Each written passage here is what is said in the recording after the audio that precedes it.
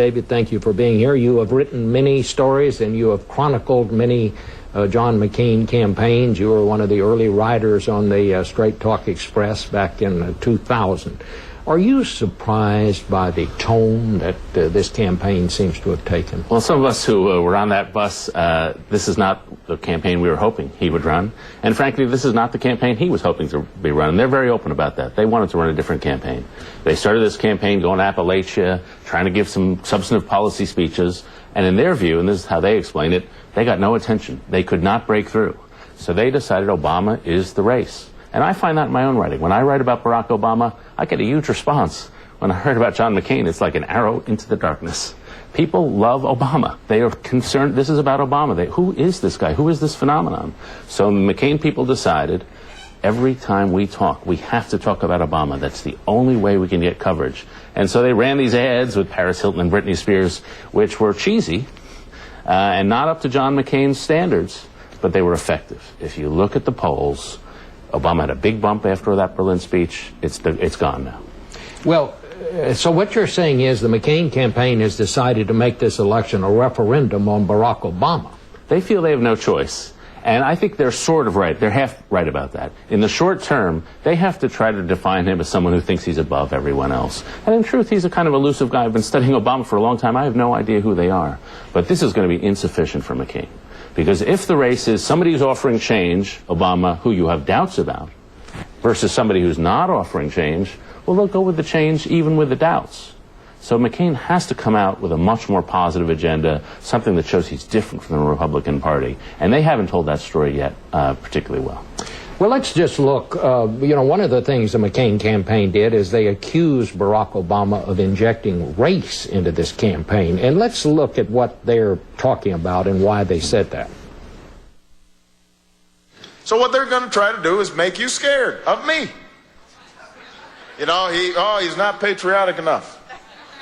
He's got a funny name. He doesn't look like all those other presidents on those dollar bills, you know?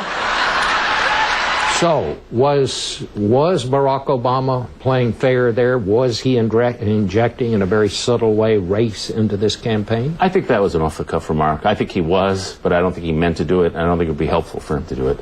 The American people don't like being called racist. And if his polls are down and he says it's because I'm racist, or as his people around him say it's because you were racist, you won't vote for a black guy to be president, the American people are going to react very negatively to this. I think they consider race a tough and sacred issue, which they want touched in an intelligent way. They do not want it touched in the heat of a political campaign. In my view, whoever raises the race issue is going to hurt themselves. Another very controversial ad you've already talked about that McCain ran was the one with Britney Spears and Paris Hilton. And Paris Hilton, of course, it turns out her parents were big financial supporters of John McCain. I guess we could call them and see what they thought about it. But the other ad I found interesting, and I think this just ran on the internet, was one where they basically accused Barack Obama of having a Messiah complex. And they actually worked in old Moses, Charlton Heston, into the ad. Look at this. Behold his mighty hand! Barack Obama may be the one, but is he ready to lead? No. What about that? I thought that was fine, actually. That was funny. When he uses humor, when McCain uses humor, I think that's fine. And to me, there's something creepy about not Obama himself, some of the adulation around him. The yes we can spirit, the we're the ones we've been waiting for. Why have we been waiting if we're the ones we've been waiting for? I mean, it's just a bit too much cultish. And people are a little creeped out by that. And the essential, I've said earlier that this campaign is about Obama, which it really is. And it's about the character of Obama. People like the policies. People want the change. They like the speakers.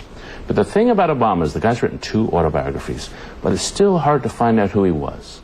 My colleague Jody Cantor of the New York Times did something at in the New York Times about his University of Chicago law professorship. He taught at the law school for a lot of years, but he was not really of the law school. He went to Trinity Church, but he was not really of the church.